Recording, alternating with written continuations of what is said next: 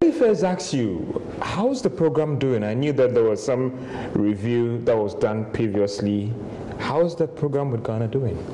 Well, yes, you're absolutely right. We completed the combined 5th and 6th review under the program, and this is a very good progress. So the program has been on track. That was determined by the board at the time of the board meeting. Well, now we're approaching the 7th review, and you know that this is the last year of the program. The authorities are looking forward to completing the program on a high note, and we really hope that it will happen. It's good you tell me you are hopeful, and we are all hopeful.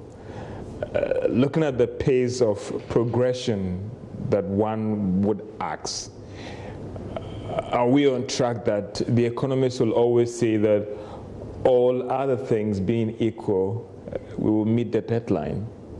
Well, at the time of the 7th review, and we expect to have the mission next month, sometimes later next month, at the time of the 7th review, we will be looking at end June targets. We have been receiving some data, so we're looking at the numbers, but before the mission comes, I don't really have any solid information in terms of the performance in the first half of the year. Having said that, it is very important this year to complete end December targets, because essentially this would already be the end of the program. These are the last targets. And from my point of view, what's particularly important is to meet the fiscal target. And the fiscal target for this year is to reduce the fiscal deficit to 4.5% of GDP, which translates into 2% of GDP primary fiscal surplus. Primary fiscal surplus means that it does not count interest payments.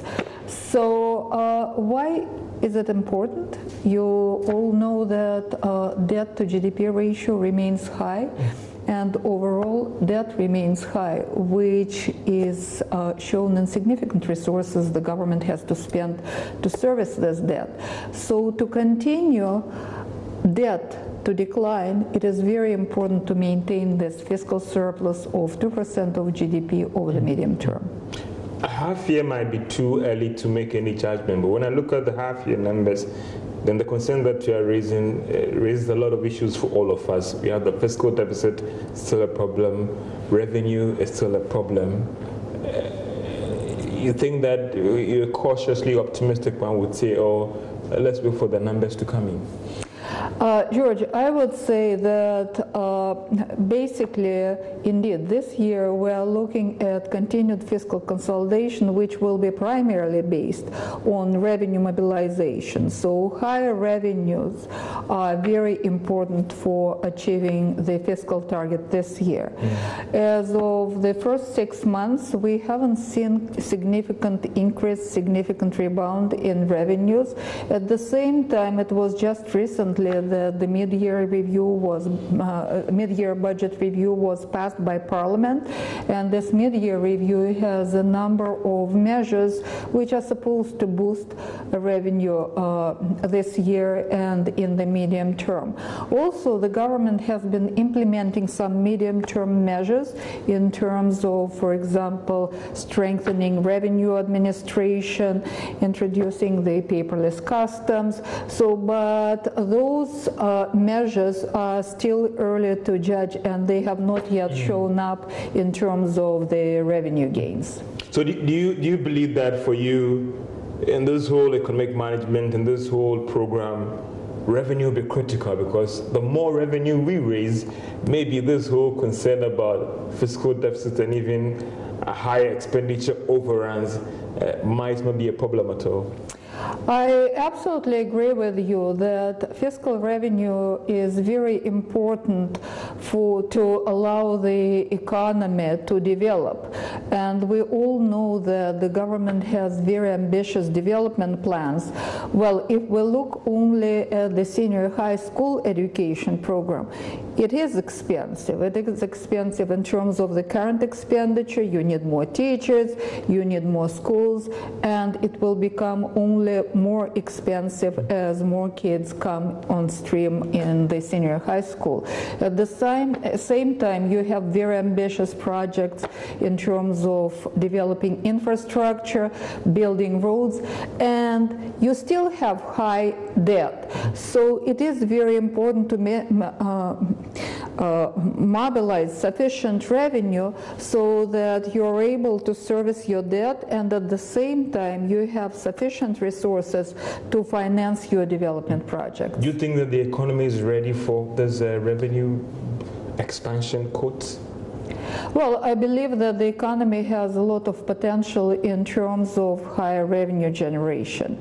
Well, I mean, basically, one issue is data, tax data, for example. Different database indicate that the tax returns, are different. So the question is why, and whether there is any,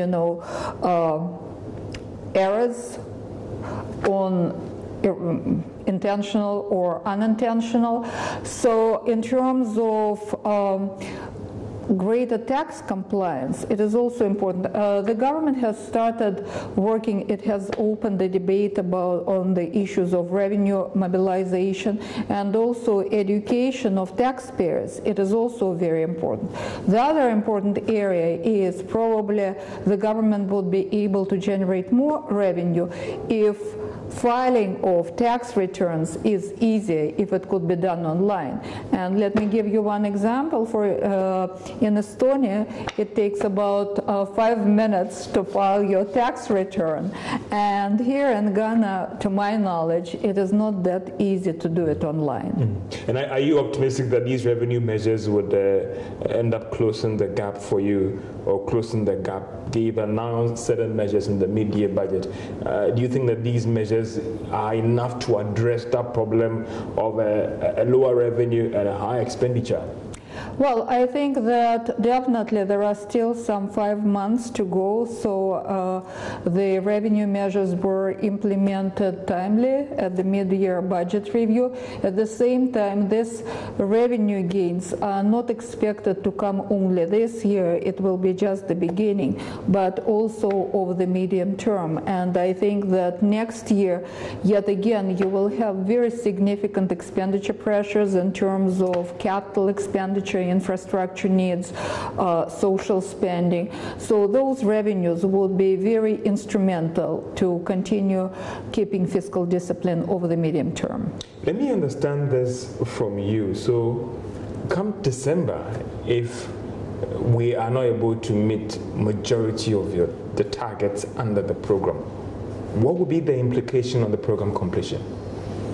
Well, you know, George, that at the time of the test dates, once we receive data, we come with a review mission, and once in December data become available, we will have a review mission coming to Ghana to assess the implementation, and it remains to be seen. At the same time, I see that the government and the Bank of Ghana are very committed to successfully completing this program, and I believe they will be able to do that. And you believe that come the next month review, because I'm asking myself that what if we get to October and clearly those critical data, those critical structural reforms that are supposed to be taken have not been met? I don't think that the board will pass the program. George, let's take one step at a time.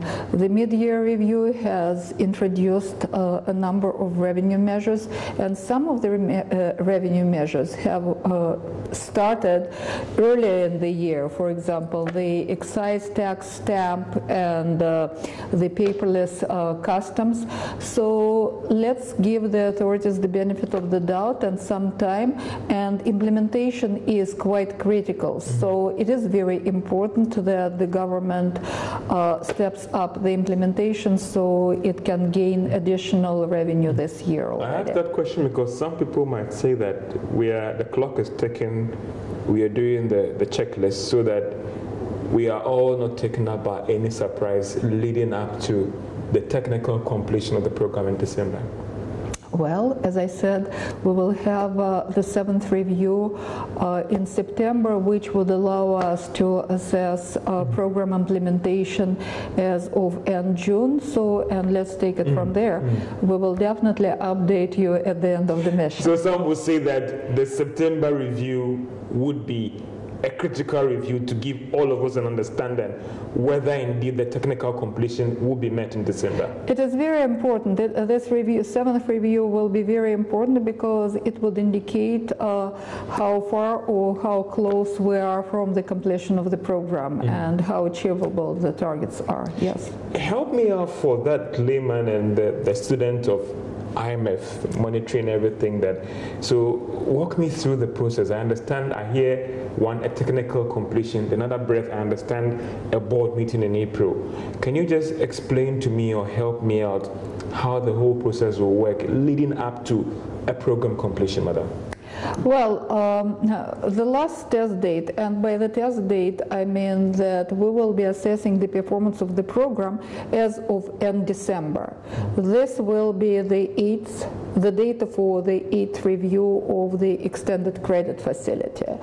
Well, our program is based on performance criteria, on conditionality, which needs to be met to successfully complete the review and to get the disbursement. The 8th review will be the last review, and which, if successfully completed, will be followed by the last disbursement. So to complete or to even to start our review, we need data for the test date. So as the last test date is end December, it means that the data will arrive probably sometimes mid-February, March. So that's when the mission will be able to come and assess performance under the program. After that, the mission will prepare a staff report to report to the board of the IMF, and the board of the IMF will take will discuss the program shortly after that. And that will be in April 2019? Well, I can't really give you the dates because everything depends on how quickly we can get in December data. So if by March we've had everything in place, then the board should meet in April? Well, yeah, why not? Yes. I don't expect that the board will meet anytime, later than April, yes. And that is when we can say that Ghana's program has indeed ended. Yes, exactly. And you look so happy to say that. What do you make of suggestions from some political actors, civil society groups who are saying that, let me look at the political space rather. Civil society groups have been so happy with the IMF program and even on the ground. But for the political space where they say we can't wait for this program to end? Well, I would say that all IMF programs are difficult. Why are they difficult? Because the IMF, we come at a difficult time for the economies. For example, if you look back when this ECF, Extended Credit Facility, was negotiated, it was back in 2015, and if you look at macroeconomic performance, it was quite weak. Inflation was very high, it was close to 20%, 18%. Exchange rate was rapidly depreciating. Macro imbalances were very significant with the fiscal deficit, revenues less than expenditure, in double digits in terms of GDP. It was over 10% of GDP. So these are the circumstances when the authorities call the IMF and ask to come and discuss the program. And these circumstances require very decisive and difficult measures. Measures to stabilize the economy and to reduce those imbalances. Yes, what we are giving to the countries in these difficult circumstances is more time for this adjustment, because without this support, adjustment would be even more abrupt and even more painful. At the same time, well, I agree, and I have seen it many times, that the implementation of fund-supported programs is never easy. And for you, you believe that this program was really worth it for us? I believe so. Actually, you have achieved so much over this period of time. When I came here early October 2015, as I said, inflation was very high, international reserves were very low and they were declining, exchange rate was depreciating, external current account was in significant deficit, over 8% of GDP, and fiscal deficit exceeded 10% of GDP. And importantly, you had very narrow access to markets, which essentially meant that the costs of international borrowing were very high, and domestic borrowing as well. You remember when T-bills had yield of over 20%, right? Since then, things have changed significantly. We know that the latest inflation is under 10%. It is within the Bank of Ghana inflation targeting band, and we expect the Bank of Ghana will be able to bring inflation further down to the medium-term target of 8% at the end of the year. The fiscal deficit declined quite significantly last year, and for the first time since 2003 there was a primary fiscal surplus, and debt to GDP ratio also declined, even though that it still remains quite high.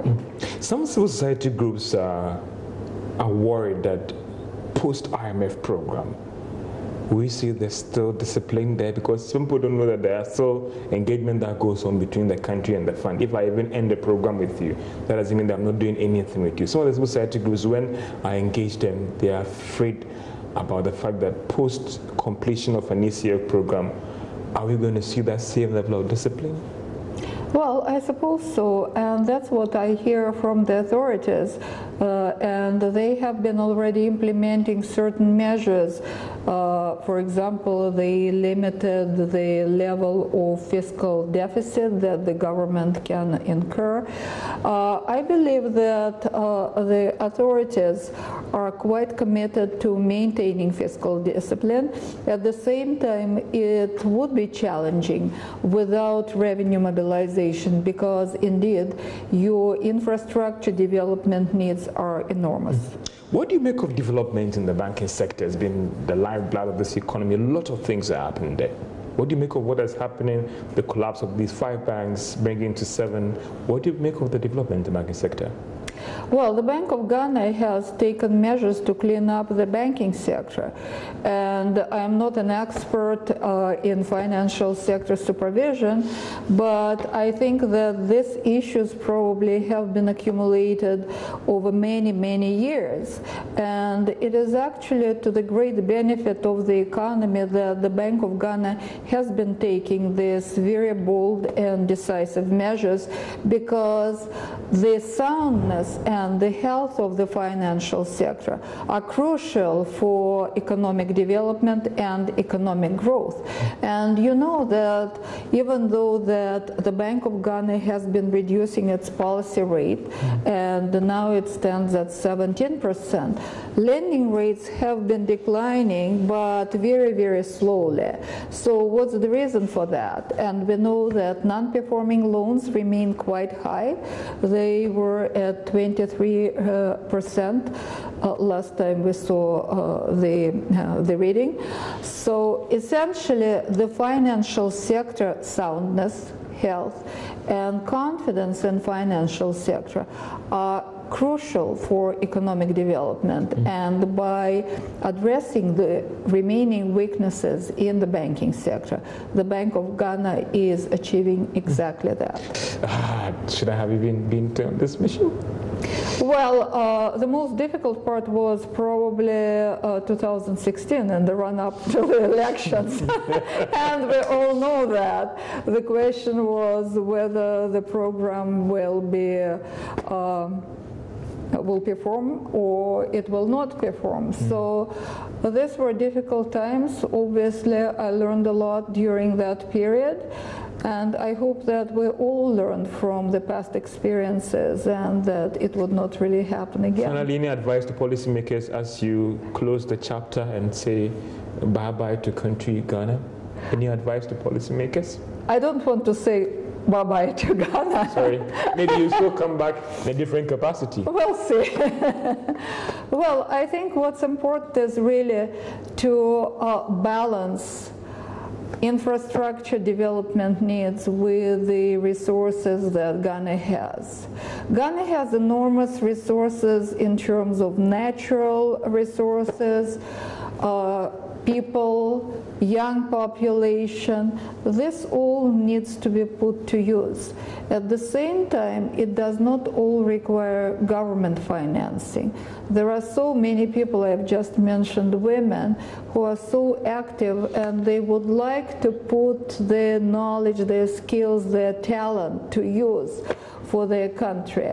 So the government needs to balance what they are going to support and support good business environment, create opportunities for people, less than provide subsidies and basically financing the economy. Madam, I thank you so much for your time, and I wish you so well on the mission. And thank you. And so that has been our discussion with the country rep for Ghana. So much outgoing country rep for Ghana, and thank you so much. And she said it all about Ghana, the program, and the way forward. Have a very good day, and we'll catch her somewhere in the world. Washington. And I love Ghana. Thank you so much, Ma'am. Thank you. Thank you, George.